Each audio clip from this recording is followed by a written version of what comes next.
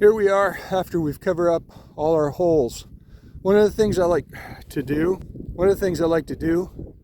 during the flood is walk the flats so that I can see how clams react, and after the peak of the low tide, when the water's flooding back in, that's the best time to hunt for geoduck. You most probably won't be able to dig them because there won't be enough time, but if you flag them for the next time, you'll know where they are. I've managed to do that a couple of times.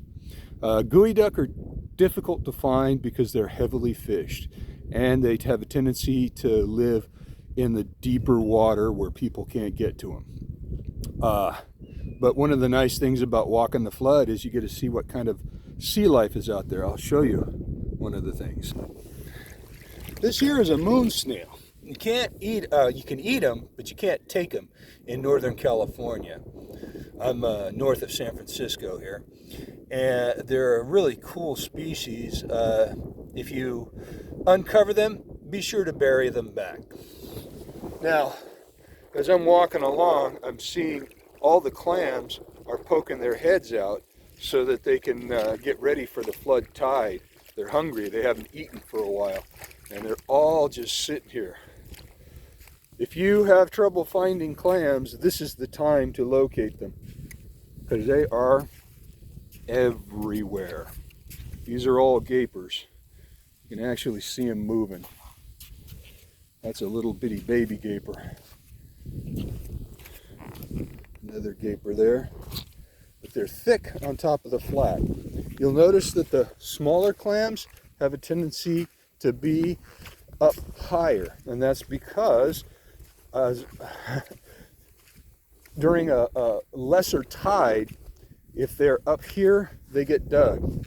That's a gaper right there that's already dove down. You can see that gaper's underwater right there. And if we poke him with our finger, he'll go down. Gapers oftentimes have seaweed connected to their outside, the husk. And that is a dead giveaway that you're dealing with a gaper. That right there is a Washington. That is a Washington.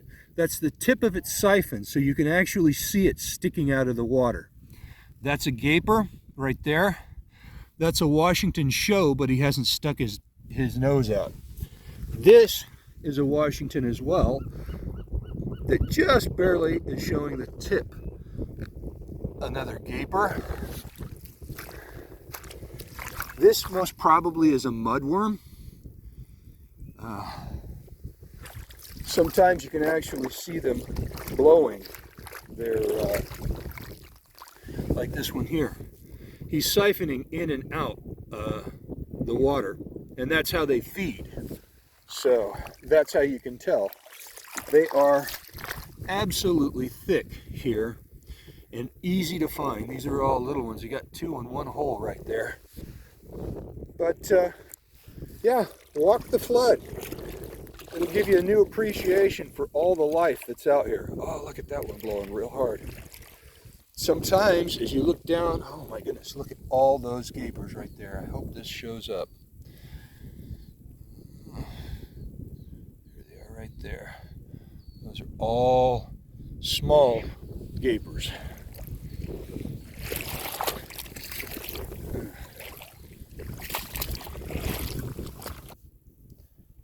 So walk in the flood and you'll see this seaweed come off, and that right there is a pretty good size gaper. That's a 3-finger gaper right there. He's got seaweed growing off the husk. If you're walking the flood, those flags come in handy if you're clamming 2 days in a row so that you can mark the big ones.